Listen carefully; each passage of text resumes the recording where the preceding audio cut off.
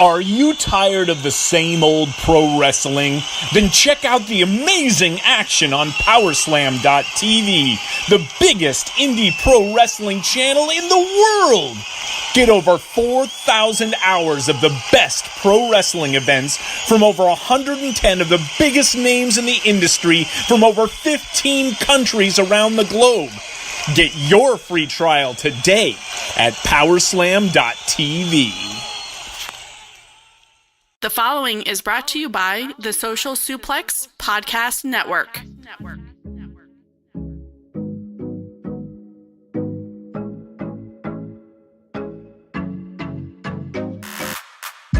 Ladies and gentlemen, welcome to this week's episode of NXT Then Now Forever.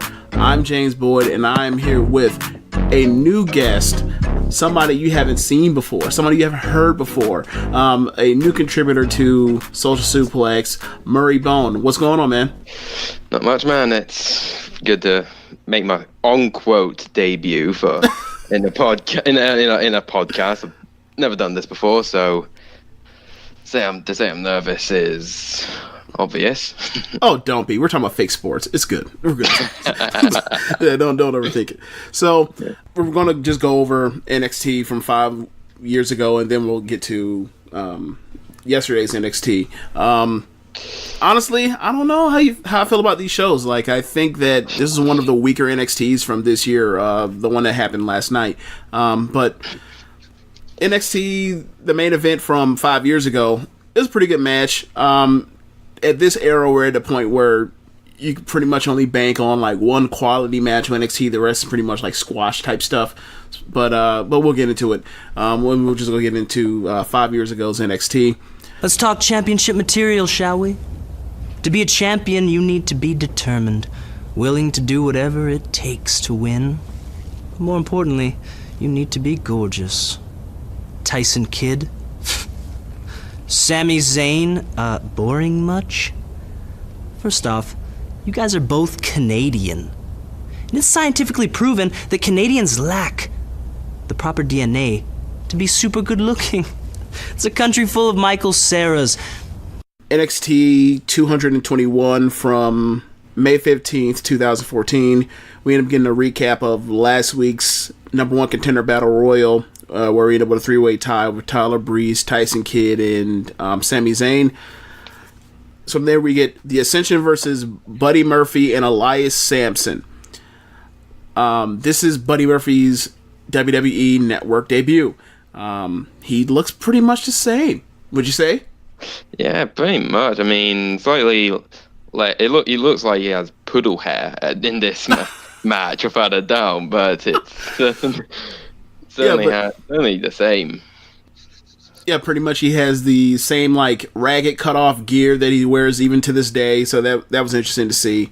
And so this match starts, and Buddy Murphy's the one that's in. They immediately isolate him into the Ascension's corner with stomps. And at this point, Rich warned me about this, that there's going to be a Yah era for the Ascension where every time they get someone in the corner with strikes and chops, it's going to be Yah.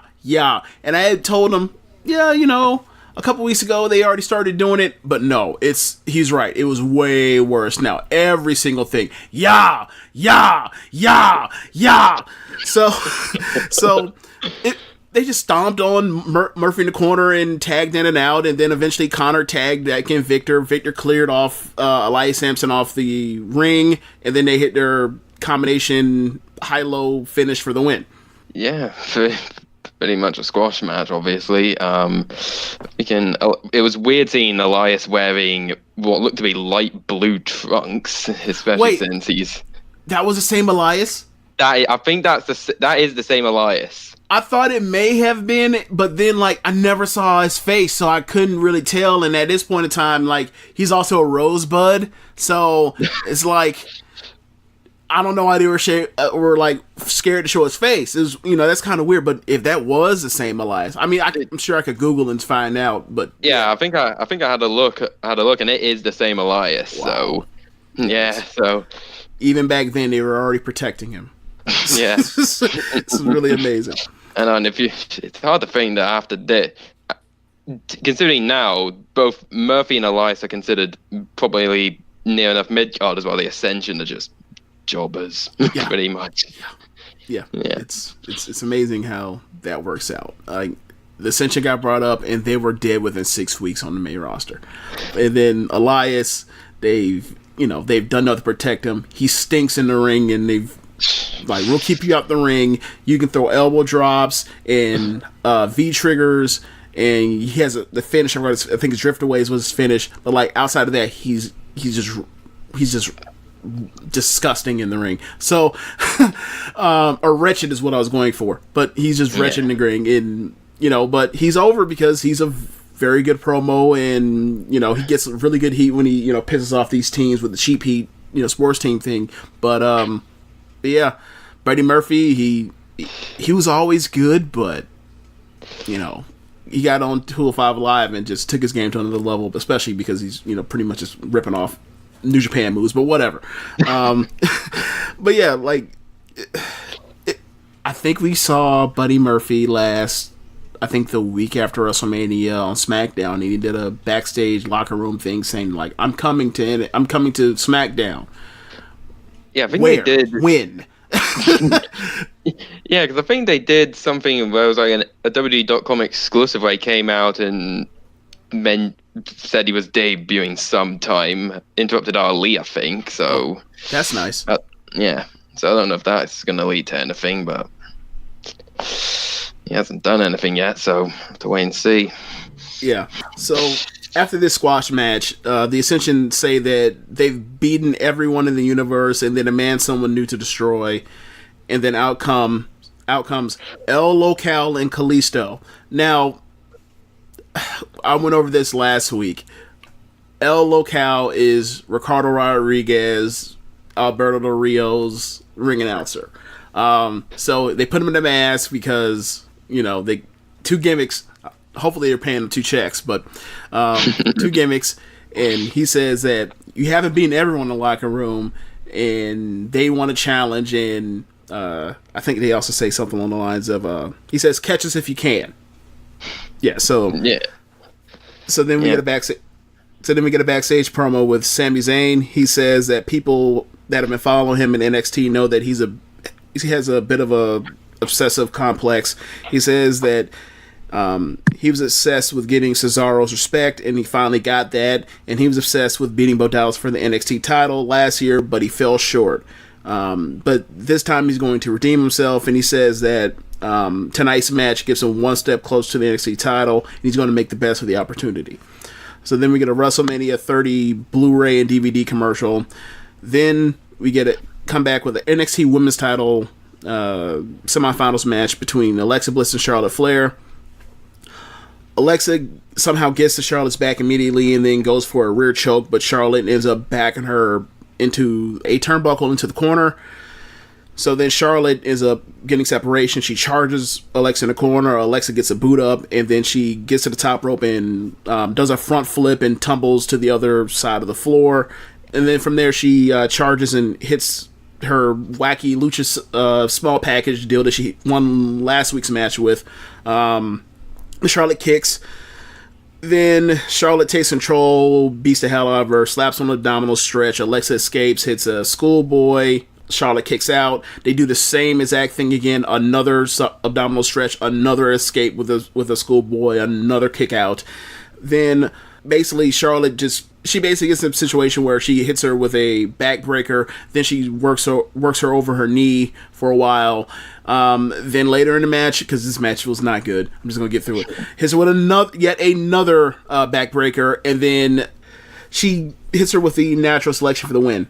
Like, she did all the work on the back and then just beats her with a regular finish, whatever. So then we get a video recording of Tyler Breeze from earlier. He calls himself the King of Cutesville and the Sire of Selfies, and he says to be a champion, you need to be gorgeous. And then he says he'll do whatever it takes to become champion and become a champion. Everything's fair game. So we get a commercial for WB Legends House. Then we get Mojo Rawley versus Aiden English. Mojo comes out, happy as hell as usual. Then out comes Aiden English. He sings his way down to the ring. I didn't recap because who gives a fuck. Basically, the whole match is Mojo's whooping his ass. Mojo then is about to put him away, but Aiden English ends up getting to the ropes. The ref kind of calls him the break. Mojo tries to get him out the ropes. Aiden gets a boot up. Then he starts beating on him with some clubs and gut kicks. Then you already know what it is if you've been listening to this show. Every single squash match of Mojo Rawley, 2 stinger splashes, a hip attack, and then a running jumping ass drop for the win. Yeah, pretty much. Pretty much every Mojo match ends this way now, seemingly. Yeah, it's real fun stuff. Real fun stuff. Yeah. So we get a backstage interview with Tyson Kidd. He says he believes in hard work and second chances, and that will pay off, and that's why he's back in NXT.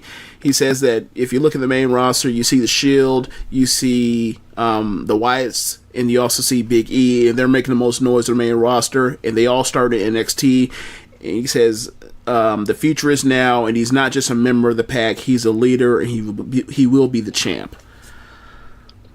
So, then we get Big Cass versus Angelo Dawkins. Oh, Jesus. Okay. Okay. Big Cass ends up backing Dawkins into the corner and just clubs him in the chest over and over. Then out comes CJ Parker to walk around the crowd with a picket sign. The front of the sign says NXT, and N stands for no, X stands for extra, and T stands for toxins. And then on the back of the sign, it says, this sign is recyclable. And he's walking amongst the crowd. Anyway, we go back, and Big Cass, it's a big old boring match. Big Cass is just, they're fumbling around each other, kind of, and then Big Cass hits an elbow drop. Cass charges Angelo in the corner, and then Angelo ends up getting up a back elbow, and then he throws some strikes and a drop kick. He ends up hitting the ropes and comes back, and Big Cass nails him with a Triple H Harley Race high knee. And then Cass hits the ropes, comes back with a big boot, and then hits the East River Crossing for the win. Yeah, it's weird to see. Like, has Angelo Dawkins probably been one of the most longest guys to be in, like, been in NXT the longest out of everyone. He's been there for a while. There are a few developmental all-stars. There's Aaliyah, there's single A Aaliyah, who's now with Vanessa Bourne right now, but she's been around forever. There's Angelo Dawkins, who's now a Street Profit, which is like, he definitely upgraded. Aaliyah Wesley upgraded Blake. too. And then there's also Wesley Blake. Wesley Blake. That's exactly who I was getting to, who's now a Forgotten Son, even though they were, he was doing the thing with Buddy Murphy earlier, and they were a more successful tag team. But now that he's hooked up to Gunner / Jackson Riker, like, they're going to get a put, or let me phrase that, he's going to get a big push, and they're also going to be the two, him and Steve Cutler can be the goofs that bump around for him because he's not that good. But yeah, like, that's where he is. Like, he went from being a tag team champion to now he's a setup guy, a heater. Yeah, pretty much. Yeah, I'm trying to think. Are there any other developmental all-stars? I guess you could say Cutler in a way as well. He's been in that. I don't know. I think I've seen him in like 2016. I think. Really? Yeah, I think he had a couple of squash matches, but wouldn't be entirely sure. Okay, so I don't remember that, but we'll doing the show week in, week out, we'll get to it eventually, right? Yeah. So we go backstage and we see JBL, and then Bo Dallas walks up on him and says that his fans, the Bo Leavers, have been demanding that he's been added to the number one contenders triple threat match, making a fatal 4-way because he keeps getting fan mail. JBL tells Bo Dallas, take the letters and send them to CJ Parker. He'll recycle them. He's like the nicest way of being a dick, while not like. It was a very good job. That's the best way I'll put it. Like, this is like the nicest, kindest JBL you'll ever see. Like, this is definitely not main roster JBL. Like, this is not the same guy that was making Miz, making Miz like get dressed in the bathroom. It's not the same JBL. So, JBL says to Bo Dallas that he's had his shots. He doesn't deserve another shot because he keeps losing. And then he says that he will be fair to him. He's not going to add him to this match, but he will give him another title shot if he wins his next match. And then he eventually reveals that the stipulation is, if you don't win, you are out of NXT for good, and your opponent will be Big E. So then Bo is kind of confident because he beat Big E for the NXT Championship, and he says he's undefeated against him. So he walks off, and JBL is just like, get this geek out of here. So yeah, I'm trying to think. Is Big E IC champ at this point? I'm certain. Let's see. This is, it's around that time, but yeah, because he loses it to Barrett, and then he gets injured after Money in the Bank. Which time? I think it was no. When you're talking about Barrett getting injured, which time? Because he always got injured. I don't know. I think it was after Money in the Bank. Okay. Money in the Bank, and then they had that battle royal at Battleground where Miz won it. Then that kick-started Miz and Ziggler. All right. So then from there, so we get a WWE Network commercial on the WWE Network. This is some Inception type of shit. So then we get after that we get a Total Divas commercial, and then we finally get the main event: Sami Zayn versus Tyler Breeze versus Tyson Kidd. The match starts and the crowd immediately chants Yoshitatsu because they were sarcastically rooting for him, or ironically rooting for him in the Battle Royal last week because the crowd's assholes. So then they do a couple of spots, and then Zayn goes to charge at Tyson Kidd in the corner, and Breeze ends up cutting him off with a beauty kick. And then in the middle of this triple threat number one contendership match, we cut to a commercial.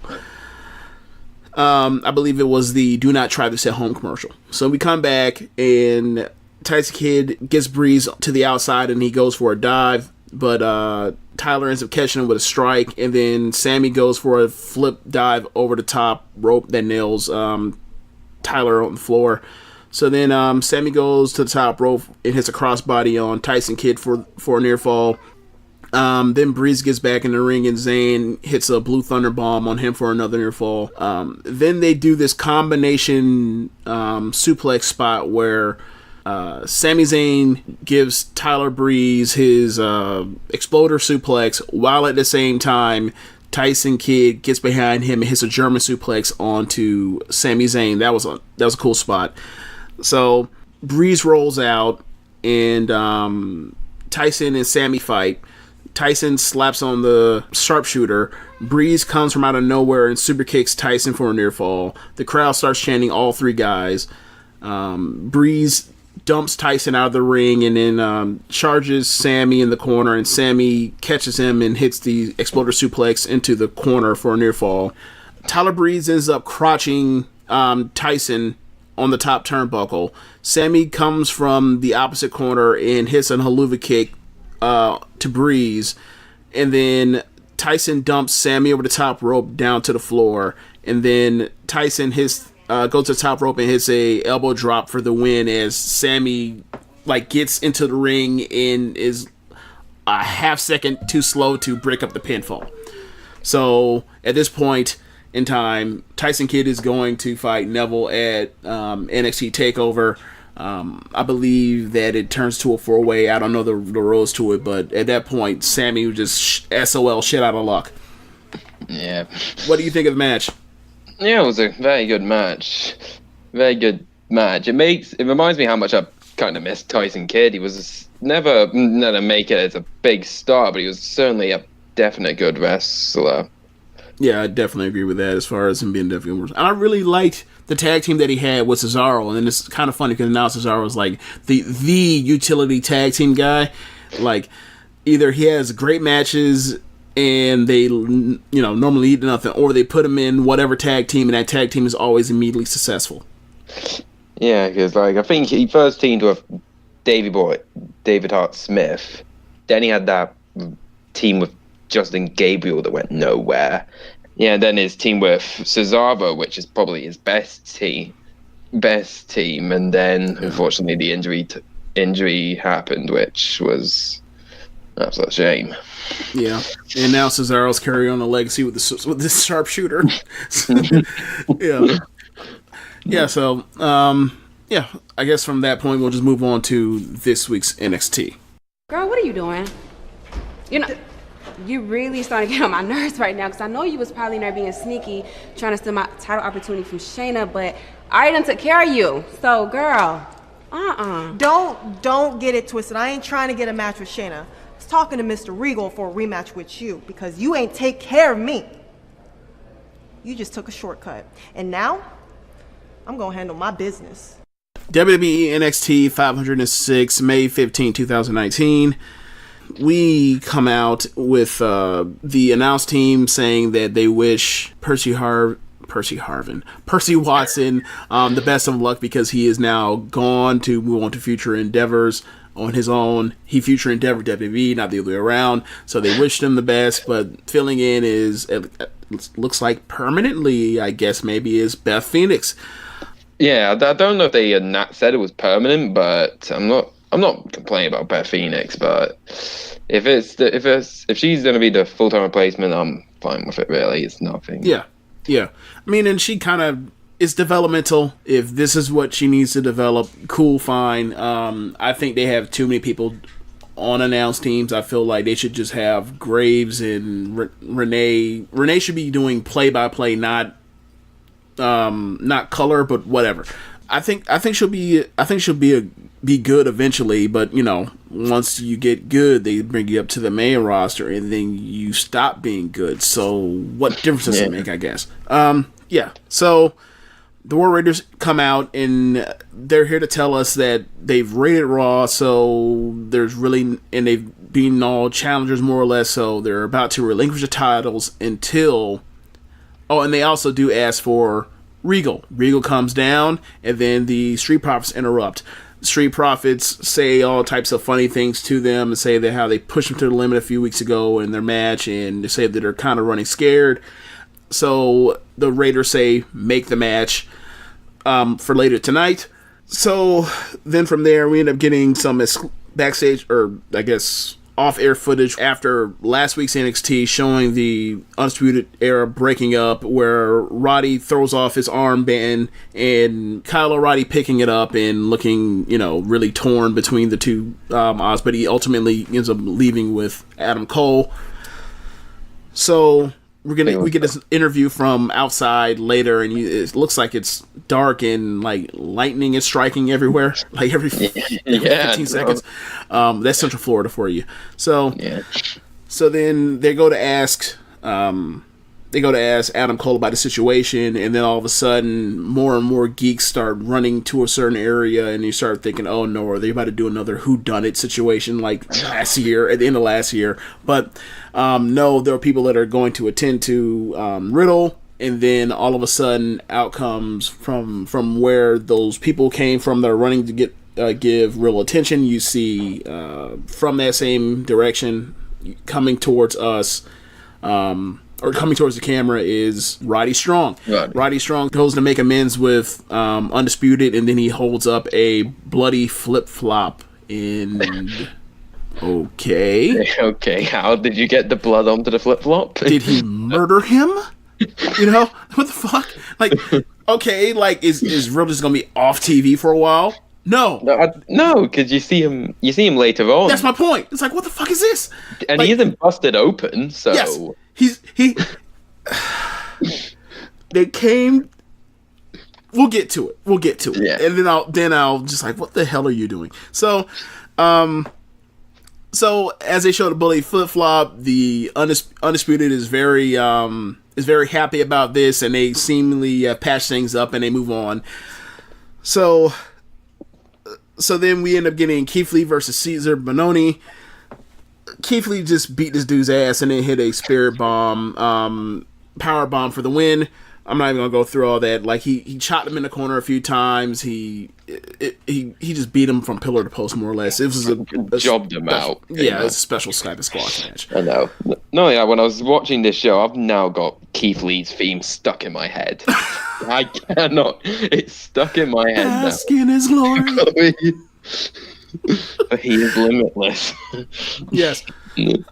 So yes, the Forgotten Sons are going to barge into Regal's office when Kathy Kelly stopped them to ask some questions, and then the Forgotten Sons were upset that the Street Profits were handed their title shot, so then they walk in to go yell at Regal. We don't see it. We cut away. So then we get Kushida versus Kona Reeves. This match was a lot better than last week's or 2 weeks ago's match with that Kushida had with Cassius Ohno, because the crowd actually knew his spots now, and I'm assuming this is the same exact taping. So like they pop for the cartwheel drop kick, the big punch, and it's weird because Kona Reeves isn't good yet, but like you can tell that they still clearly practice this thing because he's out of position for like half of Kushida's spots, but like only by a hair. But like it's just like, dude, just put him in there with someone better and beat him. Like you couldn't put him in there with like the Jau dude is dressed like Street Fighter, like he's dressed like a bald Ryu from Street Fighter. You couldn't put him in there with that guy. So anyway, he ends up slapping on the oh my god.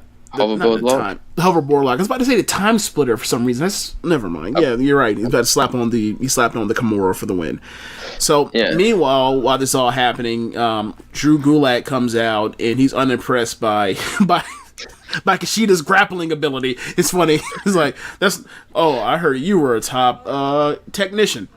I am the top technician. Yeah, so one thing you can say is Kushida versus Gulak. That's a match I want to see, without a doubt. And I think it's a very good next step for Kushida, and similar to I believe it was Riddle's second match, because Riddle had a match with Gulak. I think it's sometime in January, so something like that. Yeah, it was. And that match was great. So I would love for him and Kushida to go out there and just like have a grapple fest, like fun grappling, not the Riddle's. Sorry. So it wasn't Riddle's like first feud with Ohno as well. Yes, it was. Well, so it's they're following a similar path, or it's like, okay, we'll have you fight Ohno, and then we'll have you fight Gulak, and Gulak will probably have the better matches. Yeah. So what has happened to Cassius? I mean, one, he's old. I just think that he's in a spot where like he's kind of done. I mean, he's done a lot of wrestling around the world, and he's kind of like a player coach at this point. From what I've read or looked at or whatever, he's kind of like in the player coach role. Anyway, so we end up getting going backstage where we get Bianca Belair like more or less just like dragging Kathy Kelly to go with the cameraman to go into Regal's dressing room and ask why she's not getting another title shot, but Io Shirai is. So as they get close, out comes Mia Yim. They have a back and forth because of their match from believe last week. So they're setting up for another rematch. They argue with each other, and then Mia leaves, and then Kathy Kelly just sat there, just like, "What do you want me to do now? Like, you literally just drugged me from my job to go ask these questions. Now what?" So Bianca treats her like a geek. It was almost like a female Rock versus like Kevin Kelly situation. Is like, hey, man, here, Kathy, you go do this, you jabron. So she goes into Regal's office and they cut away. So then we go and get Jessie Alaban versus Vanessa Bourne, or Jessie now, or maybe it's just Jessie. It used to be like either Jessie or Jessica Alaban. Now it's just Jessie, I believe. So she might be the next Bayley. Who knows? Yeah, Vanessa Bourne just beats the hell out of her, and then there's a spot where the ref's distracted and Aaliyah slaps Jessie, and then Vanessa hits her finish and beats her. Squash match. So then the main event, we end up getting NXT Tag title match against the Viking Raiders. I hate calling them the Viking Raiders. The Viking Raiders versus Street Profits. The match started off with the kind of similar fashion to their match a few weeks ago, where, except in the reverse, where they kind of got the crowd into it by, starting out hot.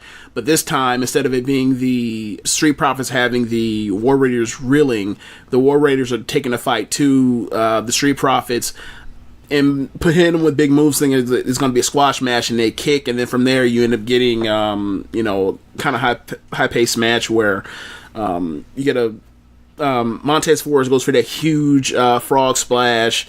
You get Hanson versus Angelo Dawkins, and they're both dodge each other's moves with cartwheels.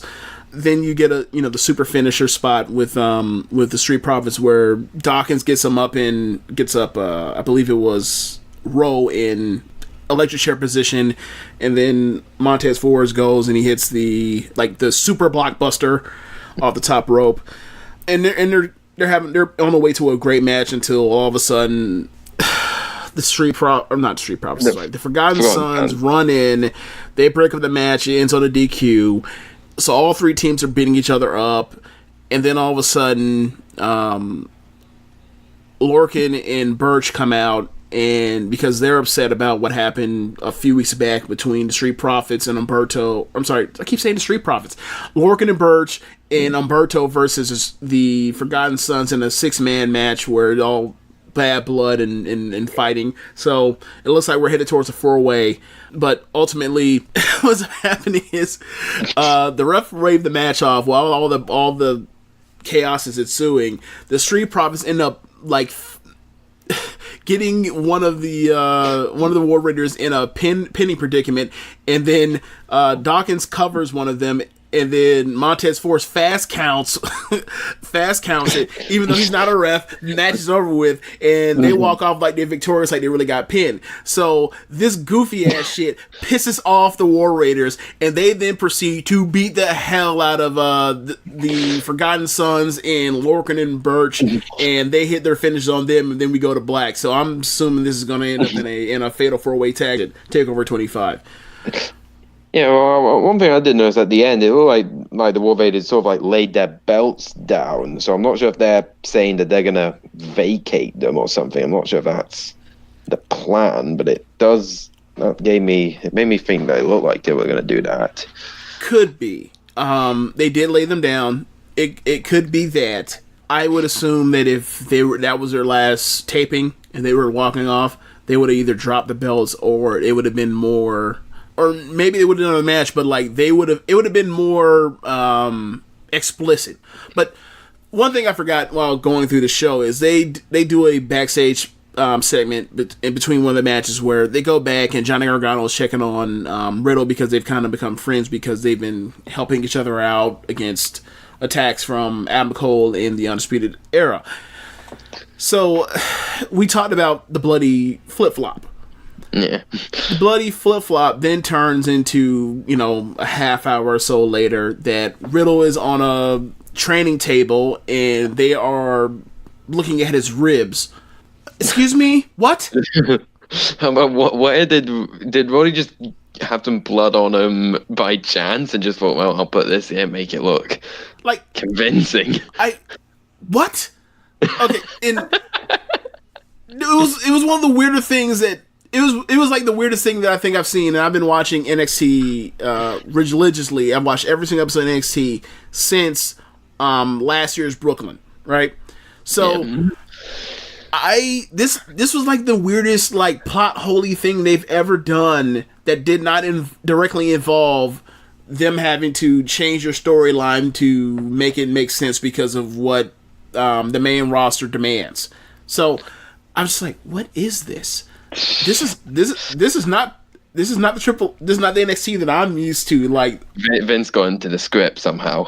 Yes, but during that Gargano and Riddle training table or training office interview or segment, Johnny says that Regal has made the match a rematch between Adam Cole and Johnny Gargano for the NXT title at the next TakeOver. So we have 2 matches on board. I'm assuming you're going to get Roddy versus Riddle. Maybe, maybe not. That's where it seems like it's going. Dijak and Velveteen Dream. I think it's not official yet, but like that's where it's all been leading to. And then Yeah, I think isn't Dijak? Didn't they announce that Dijak was out with an injury though? Oh yeah, that's right. Well, at least on air, that's how it is so far. So I don't know what they're going to pivot to, but in the next set of tapings, that's where we'll end up, because we're only the next takeover is June 1st. Yeah, June 1st. So yeah, so 2 weeks away, something like that. Yeah, I don't know if the tapings cover those 2 weeks though. So really, I'm not sure if it is or not, but well, you know how it is with the tapings. Like all of the stuff that we see are the matches, and then the backstage stuff. They just they do that whenever to make it make sense with the storyline, and because it's taped, that's why they can make stuff make sense as opposed to someone got injured, we're fucked here, right? So they'll figure it out. Either way, like it looks like it's going to be a good card already. Like Velveteen versus a number of people, whether it's Keith Lee or they bring in somebody from NXT UK, like a Pete Dunne or somebody like that. They'll figure it out. It'll be fine.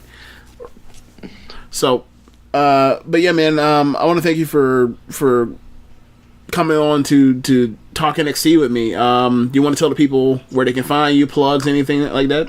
Yeah, if you're wanting to find me on Twitter, if I can pull this up, you can find me. It's Muzza__44 at MyBone2000. Then What? I know, fucking hell, it's Lord knows what I was thinking for that. For those that that might struggle with trying to remember all that, I will put his Twitter handle in the description for the podcast. So don't worry, I do that every single week. So don't worry. Yeah. That's the end of the show. Be sure to rate us on whatever app you're listening to. Tell the folks about the Social Suplex Podcast Network. Be sure to check out our friends at Powerslam.tv, the sponsor for this show. If you're a fan of independent pro wrestling, they have over 4,000 hours of footage from all over the world. You can use the code Social Suplex to get your free month's trial. Don't forget to visit ProWrestlingTees.com/Social Suplex and pick up some Social Suplex Podcast Network merchandise. Be sure to check out the other shows on the Social Suplex Podcast Network. On Tuesdays, we have Keeping the Strong Style with Jeremy and Josh. I'm sorry, I'm not doing this in chronological order, but on Sundays, we have One Nation Radio with me and Rich. On Wednesdays, we have the Ricky and Clive Wrestling Podcast. Every other Wednesday, we have Grown Men Watch This Shit with Jeremy and Chris. I always do the Jeremy thing because there's two Jeremys, Australian Jeremy. So then on Thursdays we have this show, NXT Then Now Forever, and on Saturdays we have All Things Elite with Floyd. Thanks for listening. Later.